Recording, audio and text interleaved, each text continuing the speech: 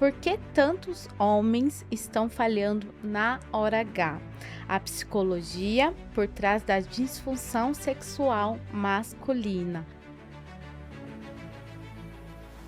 Mais fácil também para o homem entender que ele tem um problema orgânico, e se ele tomar um medicamento ele vai melhorar, do que necessariamente algo que ele não tem o controle, que são os pensamentos, que são as emoções e que ele vai precisar trabalhar sobre isso. Vem muito da questão que a gente comentou, né, que da sociedade criar isso, né, dos homens e também das crenças, né, aí familiares em relação de procurar uma ajuda psicológica antes, ou às vezes não aceitar, né, não é o psicológico em si, né. Mais um Natcast no ar. Se você já está nos assistindo, já curta esse podcast, já compartilha. Se você ainda não é inscrito aqui no nosso canal, se inscrevam para vocês ficarem aí ligadinhos em todos os nossos conteúdos. E hoje vamos ter um tema. Por que tantos homens estão falhando na hora H?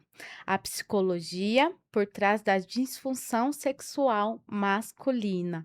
E para estar falando um pouquinho hoje no podcast aqui sobre esse assunto, eu estou com a Daniele Moura, ela que é psicóloga e sexóloga, também formada em terapia cognitivo-comportamental, terapia cognitivo-sexual, sexualidade e saúde íntima, neurociência, terapia de casal e relacionamentos, também faz parte da Associação Brasileira de Estudos em Medicina e Saúde Sexual e também faz atendimentos especializados em disfunção sexuais masculina. Dani, gratidão, né, por você estar aqui no Natcast, por a gente falar sobre esse assunto aí. Hoje vamos focar, né, um pouquinho nos homens também, né? Tá. Os homens sempre pedem, né? Nath, fala um pouquinho pra gente também, né, de alguns assuntos. Então, quero te agradecer, né, por você estar aqui no Natcast, por falar nesse assunto que é delicado, né, que a gente sabe também, mas aí também para trazer a consciência e ajudar aí os homens, né? Para a gente começar, gostaria que você se apresentasse para o pessoal de casa, fale um pouquinho de você, um pouquinho do seu trabalho também. Uhum.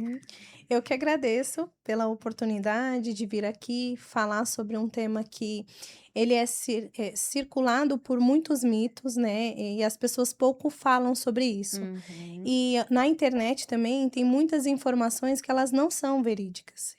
E isso acaba intensificando ainda mais o problema quando o homem ele sofre com uma disfunção sexual, por exemplo.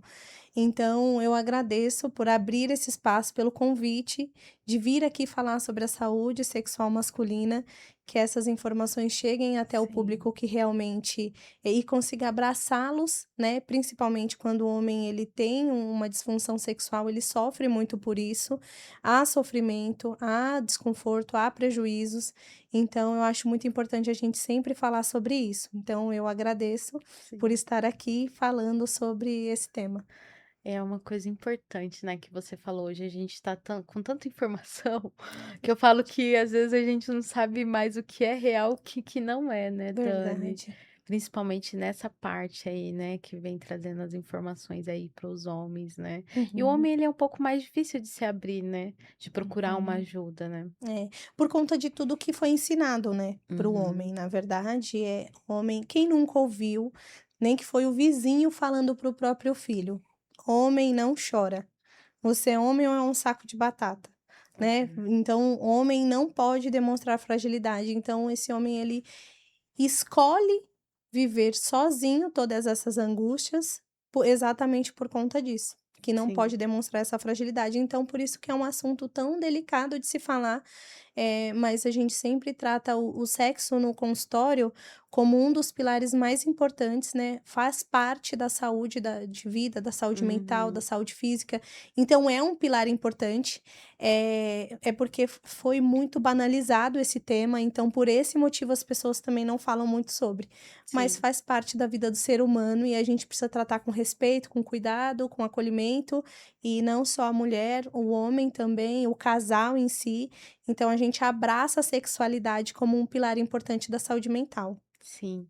Ô Dani, você sempre quis trabalhar nessa área aí da saúde mental, né, para a mulher, para o homem, para o casal, como você também faz os atendimentos, né? Você Uhum. sempre quis, como que foi a sua história aí na psicologia? Então, a psicologia, na verdade, eu nem sabia o que fazia um psicólogo quando eu fui estudar psicologia. Eu passei por uma fase na minha vida pessoal muito desafiadora Hum, e eu não tinha auxílio, assim, profissional, porque era uma parte que não era tão conhecida assim. Então, a psicologia, a psiquiatria também, o que envolve a saúde mental não era tão exposto como, por exemplo, hoje nas redes sociais.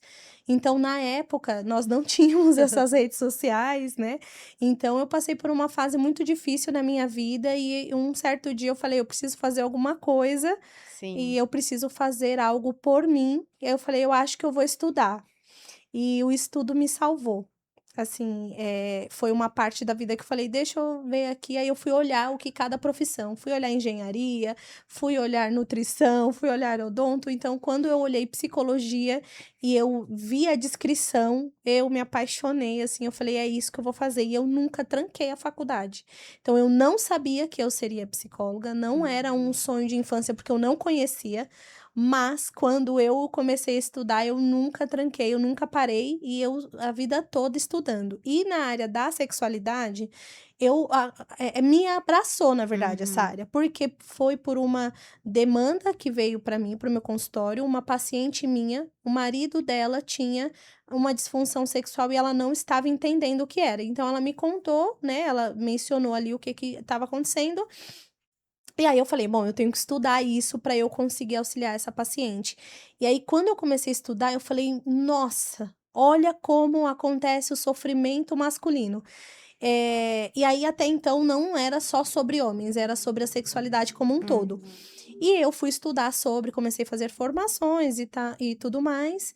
E aí depois disso eu comecei a atender homens, e eu comecei a atender homens, e eu comecei e os hom e aí quando eu comecei a perceber que eles tinham essa debilidade de conseguir também ter, porque tinha muita informação errada, então de encontrar no consultório o acolhimento, porque eu sou muito espontânea nas minhas Uhum. sessões, então eu faço analogias, eu explico, e aí eu comecei a ter hoje 80% da minha agenda são todos homens Homens. com disfunções sexuais. Isso que eu ia te perguntar, né? Em que ponto você foi para esse lado aí, né, da sexualidade masculina, entrou nesse mundo e ficou, né? E o Uhum, porquê que você quis ficar também? uhum. Porque eu me encantei com principalmente com o sistema que aborda a saúde mental do homem, junto com o orgânico, junto com o fisiológico.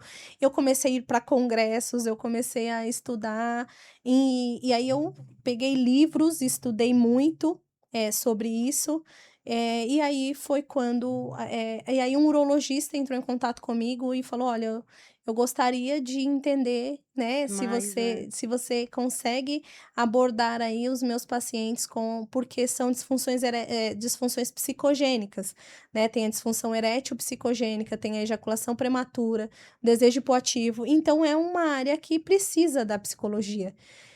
E aí eu falei: "Super topo". E foi quando eu comecei a atender mais homens, estudar mais homens, e aí hoje eu tenho, eu faço projetos com urologistas, porque eu Uhum. entendo da importância, né, de estar aí com esse tratamento multidisciplinar, e aí eu não parei mais, eu sou apaixonada por fazer isso. Na época também eu conversei com meu marido, né, eu falei assim: "Olha, eu vou Aham. atender homens, o que que Sim. você acha?" Ele falou: "Dani, você é maravilhosa no que você faz, então é isso, vai pra frente, vai pra cima".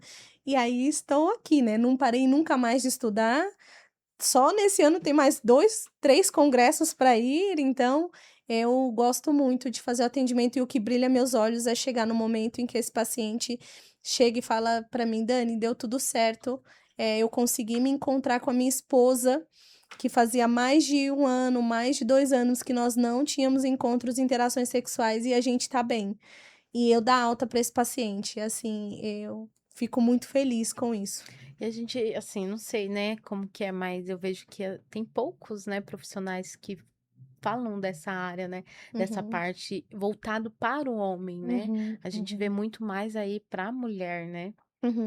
É porque a mulher ela chega muito mais no consultório do que o homem. Uhum. Exatamente por conta de todas essas debilidades, né, de fragilidade, não pode demonstrar vulnerabilidade. E a mulher não, a mulher ela chega mais, então as demandas femininas, elas aparecem com mais Frequência, frequência. né. Só que quando essa mulher aparece, muitas das vezes o parceiro dela precisa de auxílio também. E aí é Exatamente. quando a gente aborda esse homem e entende que muitas das vezes até a disfunção da mulher está ligada com a disfunção do homem, e aí a gente abraça todo esse casal para fazer um tratamento. Sim. Mas é sobre isso, assim, quando eu vejo, realmente tem poucos profissionais, é muito nichado, né. É, Eu atendo homens, é claro, eu atendo outras questões psicológicas, mas o hoje seu foco, o né. meu foco maior é atendimento de homens. Sim. Ô Dani, muitos homens acreditam que a disfunção erétil é sempre um problema físico, né? Quando ela pode ser psicológica, tem como identificar isso? Uhum. É uma questão que chega muito no consultório, porque o homem é mais fácil também para o homem entender que ele tem um problema orgânico, uma questão orgânica, e que se ele tomar um medicamento ele vai melhorar, Uhum, do que necessariamente algo que ele não tem o controle, que são os pensamentos, que são as emoções e que ele vai precisar trabalhar sobre isso. Então, quando o paciente chega no consultório, primeiro é importante a gente falar sobre a disfunção. Então, uhum, a disfunção sexual, ela vem como uma dificuldade desse paciente de alcançar esse ciclo da resposta sexual. Então, ele não consegue ter ali um empenho, um prazer, na verdade, dentro dessa relação, e aí ele tem uma disfunção, seja ela ejaculação prematura, seja ela uma disfunção erétil, desejo hipoativo, ejaculação retardada. Então, tudo isso a gente leva muito em consideração. É claro que a gente não leva em consideração quando esse paciente falha esporadicamente, uhum. porque homens falham, né? Nós precisamos naturalizar isso. Mas quando gera desconforto, sofrimento, acontece com uma frequência muito acentuada, aí a gente leva em consideração isso. Um outro ponto para a gente entender, é que eu faço muita questão, né, na verdade, nós combinamos ali quando o paciente ele vem e ele ainda não foi para o urologista, a gente combina que isso é necessário, porque as disfunções sexuais masculinas, elas não são só psicológicas ou só questões no pênis. Ela Uhum. pode ser uma questão vascular, ela pode ser uma questão cardiológica, ela pode ser uma questão neurológica, questões de diabetes também interferem na ereção masculina. Então, nós temos aqui várias questões que ele não vai tratar de uma forma isolada. A gente Sim. precisa descartar toda e qualquer questão orgânica, até por uma questão de ética e de cuidado com esse paciente. Então, ele vai, não teve nada, não tem nenhuma questão orgânica, olhou, fez tudo certinho, tem análise clínica do urologista, e aí a gente entende ali dentro do consultório, principalmente pelos pensamentos que esse paciente vem, e ele começa a se afastar sexualmente da parceira, então ele acha que ele vai falhar, então eu nem vou começar a tentar, Uhum. eu vou tentar pra quê? Então ele vai pra cama mais tarde do que a parceira, ele demora um pouquinho para chegar em casa, porque aí ele chegando em casa mais tarde a parceira já tá dormindo, para de beijar na boca, então o contato físico ele fica mais escasso e o paciente vem muito ansioso, então quando o paciente vem ele já está ansioso, mas quando a gente entende que é psicológica, quando o paciente tem ereção, por exemplo, sozinho, durante a masturbação e com a parceira Uhum. ele não tem ereção, é um indício de que esse paciente tem uma disfunção erétil psicogênica, por exemplo. Não tem Sim. uma debilidade para ter uma ereção. Ele tem uma ansiedade de desempenho porque tem um espectador. Então, como ele precisa performar, isso acaba aumentando ainda mais a ansiedade. Porque gera, né, frustração, vergonha, medo de falhar de novo, preocupação dessa relação não ir para frente. Então, tudo isso É um vai monte de coisa, né? muito, muito, são muitas coisas envolvidas. E que os homens, quais são assim, quando eles chegam, né, para você, quais são as maiores queixas aí que eles trazem para ti? Uhum. As principais questões que eu tenho trabalhado no consultório é a disfunção erétil, a ejaculação prematura e o desejo hipoativo. E a principal queixa normalmente é: "Olha, eu não tô funcionando, Uhum. não tá funcionando, não estou conseguindo ter ereção". Tá, e o que que você pensa sobre isso? Ah, eu penso que eu preciso funcionar. Então, esse paciente ele já chega muito ansioso. E essas emoções elas aparecem muito, né? Frustração, porque como assim? Justo o meu pênis tem que dar problema, né? Bem isso. Tanta coisa para dar problema, justo o meu pênis. E assim, porque também não vai entender esse mecanismo como um todo. Aí entra a minha parte como profissional de explicar para esse paciente como que é esse mecanismo. Como que funciona, Como né. que funciona, como que a gente faz e como que dá pra gente tratar. Porque, né, eu gosto de ser portadora da boa notícia. Sim. Disfunção sexual masculina, a gente trata.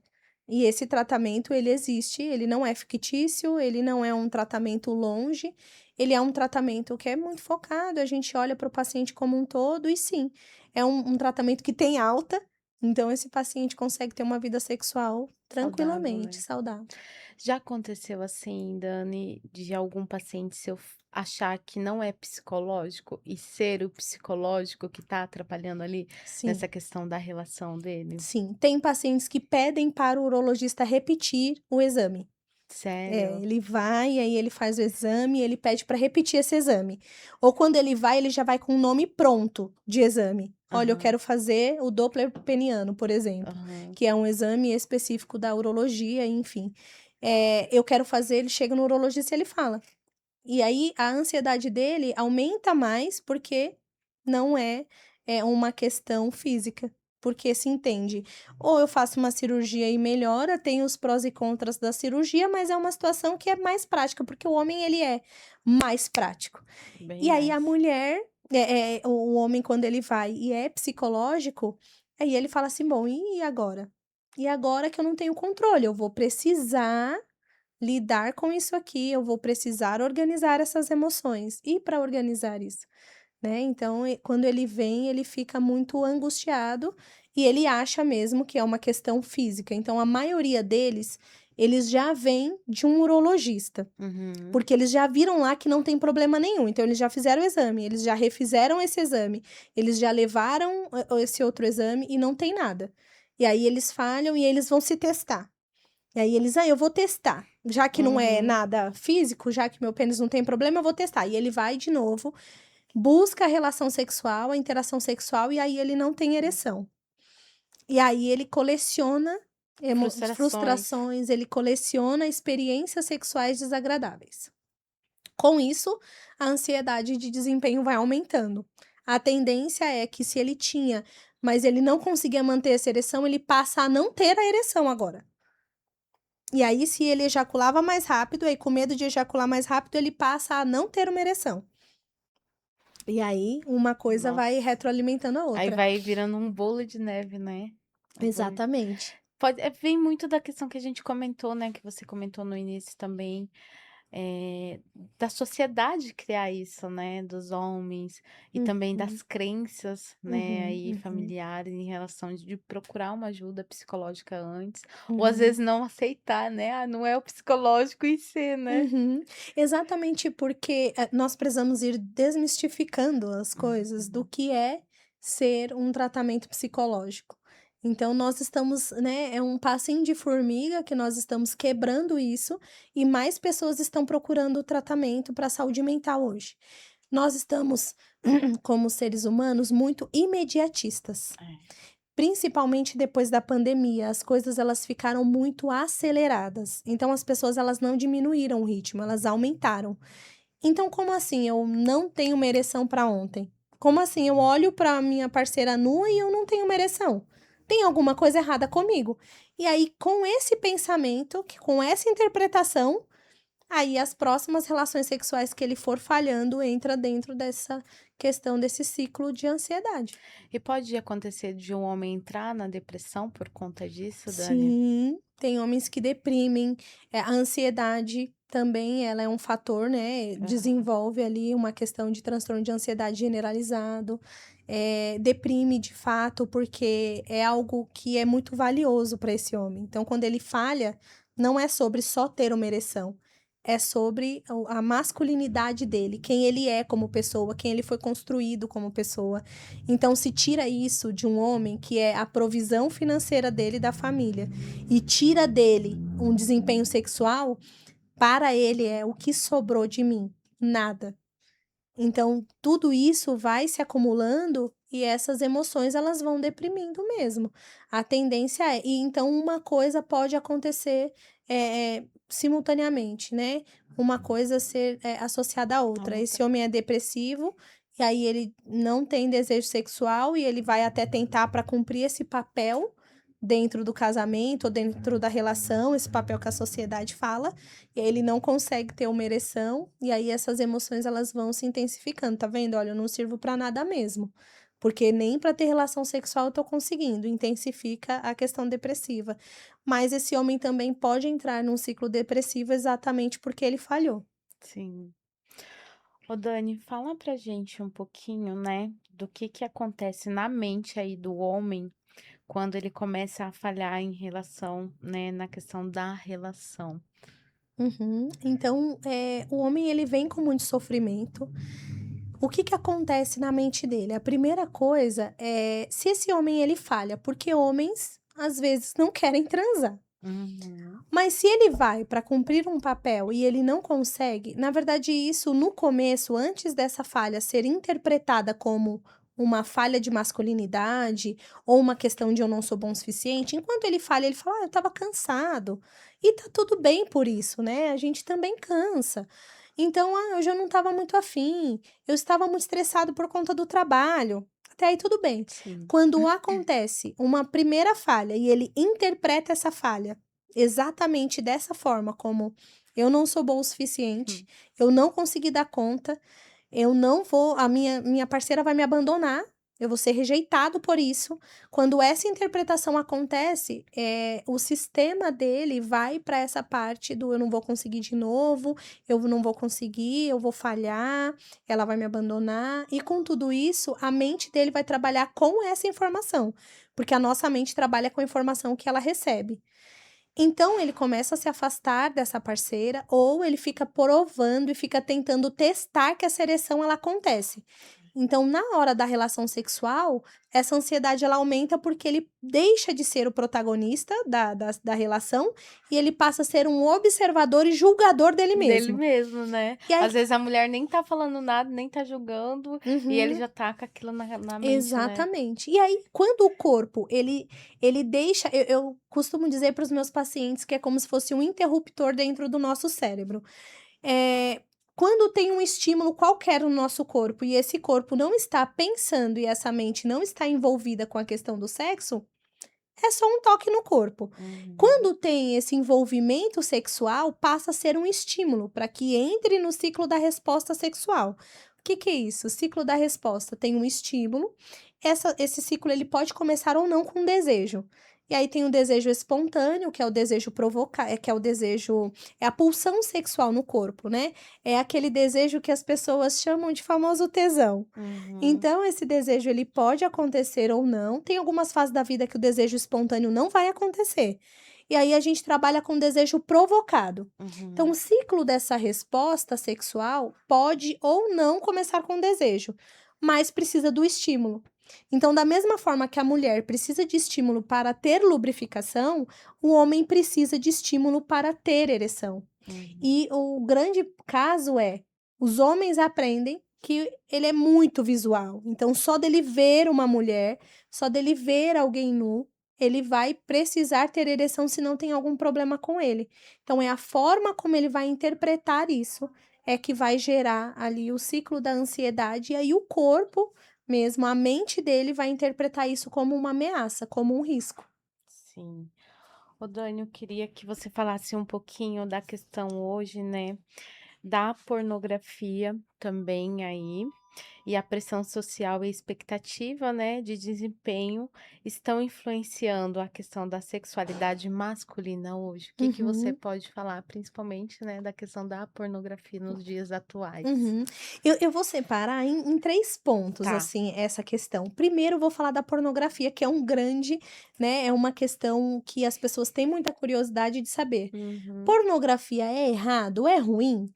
E eu fico ali dentro da visão de que depende o lugar que isso está ocupando na sua vida e a serviço do que essa pornografia tá lá. Se é uhum, uma pornografia para o casal desfrutar daquilo de uma forma saudável, se é acordado, se é, né, eles conseguem negociar isso, se é para acrescentar nessa relação do casal, não tem uma questão contra.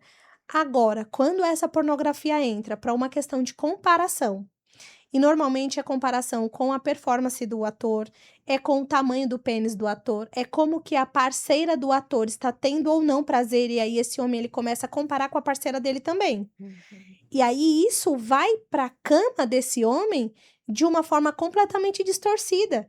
Porque nós, de uma forma racional, nós sabemos que o filme pornográfico é tudo muito programado. Ali não tem envolvimento, não tem desejo, não tem tesão, não tem prazer, não tem.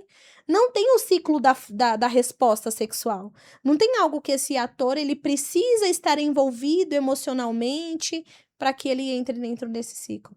Então, quando a pornografia ela entra para essa comparação e ela entra a serviço da troca desse sexo também. Então, o homem ele troca o sexo real pela pornografia, porque ali, assistindo a pornografia e tendo a masturbação, ele não precisa performar. uhum, E aí ele troca isso, a relação com a parceira, que é onde ele tem ansiedade, então ele troca isso por um momento solitário, mesmo dentro de uma relação diática, mesmo nessa relação com a parceira dele. Então aí, quando a pornografia é para comparação, para tirar coisas dali para levar para o seu próprio empenho sexual, e aí a parceira às vezes não tá nem entendendo assim, o que que ele tá fazendo? Onde será que ele viu isso? Porque para ela aquilo é muito surreal, não faz sentido dentro da relação. E ele entendeu que aquilo faz sentido porque a atriz, no filme, ela estava tendo squift. Ela estava tendo, assim, um orgasmo muito intenso. E então ele quer reproduzir. Aí acaba influenciando na relação sexual dele, sim, né? Porque de uma forma negativa. Agora, a pressão social é essa parte que nós estamos falando sobre qual é o papel do homem. uhum. O homem, no mínimo, ele precisa ter uma ereção. Essa é a pressão da sociedade. Homens, se você vê homens conversando, eles não vão falar assim um para o outro: "Nossa, essa noite eu falhei, essa noite eu não tive uma ereção que deu até gosto. Nossa, deu orgulho de mim do jeito que eu falhei". Não. Esses homens, eles vão falar sobre uma alta performance. A minha parceira não me aguenta mais de tanto que eu quero transar. Sim. E normalmente nessa roda de conversa, tem 10 homens conversando, um tem algum tipo de disfunção. Vamos colocar essa média. E aí, esse que tem uma disfunção, ele tem uma pressão social de que, tipo assim, a minha esposa é a única que é a frustrada porque eu não funciono. Então, por isso que essa pressão social de que você tem que, a gente ouve muito, eu tenho que. É. Não é eu posso, não é eu gostaria, não é eu, né, faz parte, é prazeroso pra mim, é eu tenho que fazer a minha parceira, é minha responsabilidade fazer a minha parceira ter orgasmo. Isso também, essa pressão social de que a responsabilidade do orgasmo da parceira é do homem. Só que ele não tem uma vulva e ela não tem um pênis. Um não vai saber qual estímulo que é prazeroso para o outro. Eles precisam conversar. Porque um estímulo que é prazeroso para um homem não é para outro. Um estímulo que é prazeroso para uma mulher não é para outra. Então, por isso que é tão importante a comunicação sexual assertiva. A Sim. gente fala muito sobre isso no consultório também, sobre troca, sobre o que é importante para cada um, para que tenha uma negociação, esteja uma abertura de repertório ou não. para que eles consigam conversar e entender essa sexualidade como um todo. Isso que eu ia te perguntar, né? Como que é essa questão quando são o casal, né, que te procura aí? Você acredita que falta muito essa questão da conversa de um do outro, do que gosta, do que não gosta? Às vezes Uhum. um fica com vergonha de falar. Como que é essa Uhum. dinâmica aí, É. Dani? Normalmente, eles vêm com essa ideia da quantidade de vezes que eles precisam transar para ser um casal normal. Então, assim, Existe isso? é, não existe, cada casal tem a sua frequência. Então, às vezes, o homem entende, poxa, para transar, para ser um homem bom o suficiente, eu preciso transar no mínimo 3 vezes na semana. E pra mulher, assim, ela transaria uma, e não é porque ela não gosta de sexo, é que pra ela faz sentido ela transar uma vez.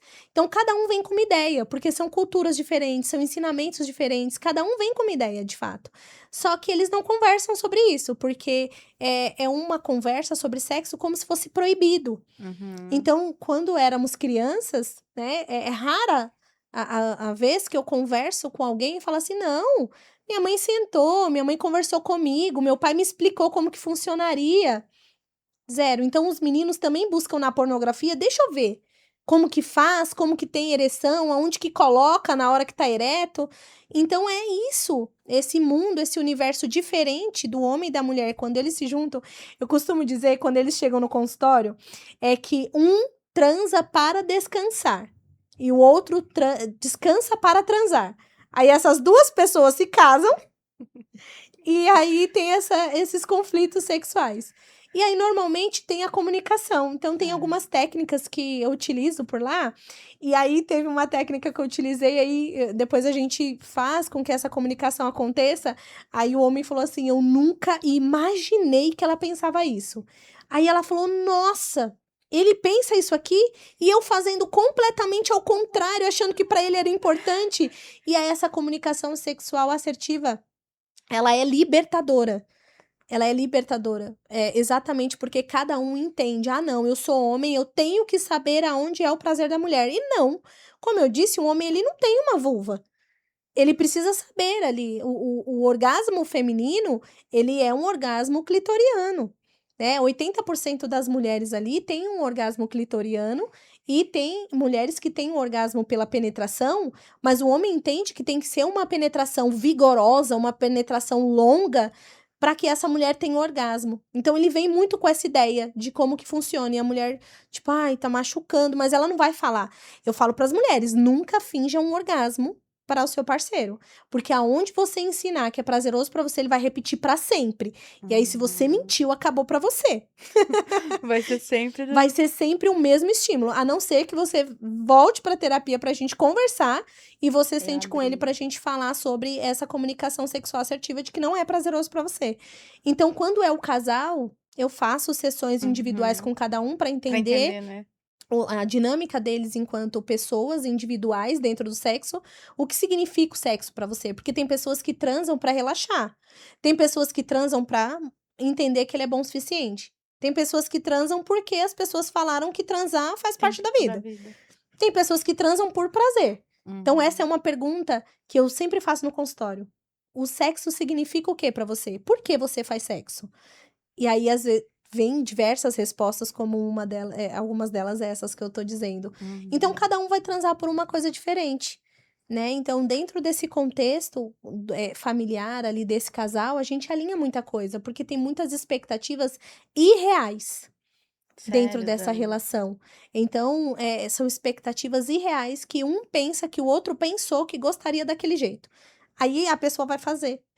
E aí, Vira uma bola e sem é, saber, tipo, a pessoa fala: "Tô arrasando", tô e arrasando. não tá, É né. isso. Das 2 partes, né, Das tanto da duas parte partes. da mulher como da parte do homem aí Isso. E também. aí, do mesmo jeito que a mulher se cobra para ter uma relação sexual, o homem ele se cobra porque ele tem que ter uma relação sexual, porque foi assim que foi construído, nele e na sociedade. E Uhum. aí, até a outra parte da pergunta, que é a expectativa de performance, Sim, é exatamente sobre isso. Ele entende que ele precisa fazer essa parceira chegar no orgasmo, porque ver a parceira chegando no orgasmo é prazeroso para ele. Só que aí ele entendeu que é pela penetração. E aí, quando ele não tem a ereção, ele não, ou a ejaculação é mais rápida do que ele gostaria, não tem essa penetração vigorosa. Ou seja, ela não teve orgasmo na cabeça dele, ela não teve orgasmo, não foi prazeroso, e o clitóris dela ele nem mexeu porque ele entendeu que é só penetração. Que é só penetração. Então, a gente sempre vai falando ali no consultório de como que é importante esse autoconhecimento, tanto do homem quanto da mulher também. Um outro ponto que até a pornografia leva o homem são esses comportamentos ritmados. Então, quando o homem assiste uma pornografia, normalmente, automaticamente, após essa pornografia, vem a masturbação. E como que funciona a masturbação? Ela é ritmada, ele tem uma força, uma velocidade para manusear o pênis dele, e aí, quando ele vai para uma relação sexual com a parceira, a mão dela não tem essa força, essa velocidade, a boca dela também não tem, num sexo oral, e a vagina dela, a vulva dela, não vai ter o mesmo ritmo. E a nossa mente é muito condicionada. Então, nós automatizamos coisas para poupar energia. Então, se na masturbação ele já faz aqueles movimentos ritmados, quando ele está com a parceira, vai ser da mesma forma. A mente vai somente repetir e reproduzir. Aí muitos homens também chegam no consultório dizendo: eu tô sem desejo pela minha parceira, eu não consigo ter orgasmo dentro do sexo. Exatamente porque já tá tão condicionado com aqueles movimentos ritmados que ele já aprendeu, que ele sabe exatamente o ponto, assim, onde começa, o meio e o fim, acabou. Só que a parceira não imagina aquilo, ela não sabe. É exatamente por isso, ele não vai ter orgasmo com a parceira, porque ela não vai saber fazer o estímulo exatamente do jeito que ele faz, que já tá condicionado. E aí entra também a questão, né, daí das brigas, às vezes até separação por conta, né, Dani, Uhum. da pornografia. Exato. É porque da forma como é interpretado também, né? Por conta de cultura, por conta de questão de religião. Também vem essa parte que é muito forte no consultório, são as interpretações. Então, Uhum. em alguns relacionamentos tem tido como até traição, né? O uso da pornografia.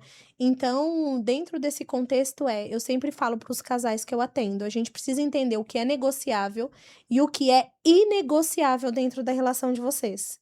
Exatamente para que não tenha esse conflito, né? Essa questão da separação, não tenha esse conflito de ideias.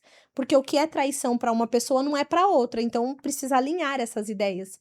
Então a pornografia, ela tem essa parte que ela pode agregar na vida do ser humano, na vida do casal, mas depende da intenção, a serviço do que essa pornografia tá ali. A masturbação também. Tem homens que usam a masturbação para aliviar um estresse que ele teve durante todo o dia. Percebe que a masturbação ela está com o significado dela completamente diferente do que deveria ser, que seria para o prazer. É com Uhum. o significado de regulação de emoção. E aí está no lugar errado, Sim, né? A gente precisa colocar isso no lugar lugar certo. certo. É. Ô, Dani, depois que um homem falha uma vez, por que isso pode virar um ciclo de medo de falhar novamente? Uhum. A gente chama de ciclo da falha sexual. Como que funciona isso? Tem uma falha que é interpretada de uma forma completamente na questão da ansiedade, e aí esses pensamentos eles começam a ser recorrentes. Então são pensamentos de eu vou falhar de novo, não vou dar conta. Com isso, a gente chama de antecipação do fracasso. Ou seja, ele já pensa antes de ter a relação que essa relação não vai funcionar, não vai dar certo. Com isso vem uma emoção, que normalmente é medo, frustração, ansiedade, vergonha, preocupação. Pensamento, emoção, e aí vem uma hipervigilância.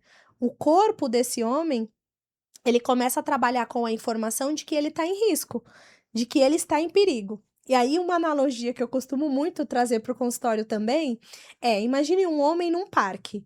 E aí, Uhum. nesse parque, tem uma onça. E essa onça começa a correr atrás dele. Ele vai conseguir ter uma ereção com uma onça correndo atrás dele? Não. Ele vai conseguir segurar o controle ejaculatório? Não. Vai ter esse controle? Não. Por quê? Porque primeiro que a nossa mente ela tem essa dificuldade de interpretar quando estamos em um risco real de vida ou quando estamos em um risco fruto de uma distorção cognitiva. Então, quando esse homem vai pro sexo e ele tá pensando ali que ele vai falhar, a mente vai trabalhar como se tivesse uma onça correndo atrás dele, como se ele estivesse em risco de vida. Quando isso acontece, o sistema de luta e fuga do organismo é acionado.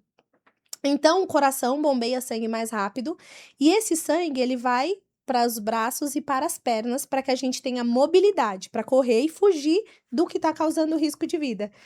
E aí, para um homem ter uma ereção, os vasos dilatadores do pênis eles ficam dilatados para que eles fiquem irrigados de sangue e esse pênis tenha ereção e se mantenha. Só que o sangue vai para os braços e para as pernas numa situação de ansiedade. Ou seja, não tem sangue o suficiente no pênis para ter e manter uma ereção. Exatamente dentro desse ciclo da falha. Então, ele falha uma vez, se ele interpretar que ele vai falhar de novo e que acabou para ele, aí ele vai falhar de novo quando ele for, porque ele já entrou nesse sistema de luta e fuga. E aí, na Uhum. próxima, ele vai falhar de novo. Então, vira um ciclo da falha sexual. Antecipação do fracasso, emoção e o corpo entra em um estado de hipervigilância. Ou seja, em estado de alerta. Como se tivesse uma onça correndo atrás dele. Com isso, tem um desligamento dos estímulos sexuais. Então, o toque que a parceira fizer ou ele mesmo fizer é como se tivesse só simplesmente tocando no corpo dele, não tem um interruptor do sexo ligado. Com isso, tem uma menor resposta, tem uma desistência do corpo. Tipo assim, vamos todo mundo pro seu lugar, ninguém vai transar aqui não. E aí tem uma desistência e tem uma menor resposta. Então a parceira vai lá e faz uma masturbação, não funciona. A parceira beija na boca, não funciona. A parceira faz o sexo oral, não vai funcionar. Porque teve um desligamento, o corpo, cada um já voltou pro seu devido lugar, ninguém aqui mais vai transar e a vida segue. Com isso vem a falha. Uhum. Porque o corpo já voltou pro seu estado original, não vai transar mais. Vem uma preocupação, né, com essa situação, e aí alimenta esse pensamento, antecipação do fracasso, percebe, ó? É um É ciclo um sem ciclo. fim. Por isso, e aí quando a gente faz o tratamento, a gente quebra esse ciclo, porque a gente trabalha pontos específicos desse ciclo da falha sexual. Sim. Ô Dani, muitos homens recorrem aí, né, diretamente a medicamentos para ereção. Isso resolve o problema? Então, eu sou super a favor de um tratamento medicamentoso quando ele é prescrito por um médico. Quando ele tem aí o acompanhamento de um urologista para questões de disfunções sexuais. Um grande agravante é que o comércio hoje tem deliberadamente esse tipo de medicamento. Então, os homens, eles ouvem falar: ó, eu tomei um Tadalafila ali e funcionou. Aí a pessoa fala: nossa, aí vai lá e compra. Olha, meu primo tá querendo um Tadalafila. Nunca pra ele, né? Não. E aí ele vai lá e compra esse Tadalafila. E aí ele toma e funciona. Só que o medicamento é para tratar o sintoma. E não Não a a causa. causa. A causa é a ansiedade. E aí esse homem tem um agravante que aí ele vai se tornar dependente desse Tadalafila, desse medicamento para ter ereção, para sempre, porque ele vai entender, se eu não tomar, eu não tenho uma ereção. Se eu não tomar, eu não consigo ter um desempenho sexual. Então, o medicamento, ele faz parte, ele faz sentido, principalmente porque quando a gente trata uma disfunção sexual de questões psicológicas, a gente precisa muitas das vezes até entrar com ansiolítico. Então, por isso que precisa de uma avaliação clínica, o médico precisa entrar ali. Mas é importante entender que cada caso é um caso, tanto que até a quantidade de medicamento, a dosagem desse medicamento para cada paciente é diferente. Então, o medicamento, sim, ele ajuda no tratamento, sou super a favor, mas não para a vida toda. Até esse Uhum. paciente conseguir retomar a vida sexual dele de uma forma saudável, e aí o médico vai fazendo esse desmame desse medicamento, porque ele é saudável. Ele não precisa de medicamento para funcionar. Só que ele entende que ele Que só ele vai precisa. funcionar com medicamento. Mas também tem a questão, né, o que você falou, às vezes a pessoa ela nem passa num profissional e Uhum, já vai tomar aí o medicamento por conta própria exato. e acabou, né? E não é Uhum, bem assim, a importância de passar aí uhum. pelos profissionais, né? Exatamente. Até mesmo porque até um medicamento para uma dor na cutícula que a gente toma sem prescrição tem os efeitos colaterais. Uhum. Então, assim, alguns medicamentos para ter ereção, eles são vasodilatadores. E aí, esse homem, imagina que ele tem uma doença cardíaca pré-existente. E aí, ele toma um vasodilatador deliberadamente. E ele mesmo coloca a dosagem dele. Então, ele vai transar todos os dias, ele vai tomar todos os dias, né? Então, Imagina as consequências que esse homem vai ter no organismo dele. E pode não acontecer agora, tá? Essas consequências, elas podem ser a longo A longo prazo, prazo. ou a curtíssimo prazo, ou a longo. Então, por isso que é essencial que tenha um acompanhamento clínico, né? Sim. Precisa passar no médico para ter esse tratamento medicamentoso. Ô Dani, para você hoje, né, quais que são, assim, os seus maiores desafios em trazer aí essa consciência para os homens, né? O maior desafio é ser mulher, porque o homem entende que, como uma profissional mulher, vai entender o que eu tô sentindo. Então, a primeira coisa que eu sempre trago para o paciente é que não existe gênero dentro do consultório do profissional, porque Uhum, a gente vai olhar para esse paciente como um paciente que está em sofrimento e baseado na ciência. Então, não é baseado nas minhas experiências uhum, sexuais como pessoa.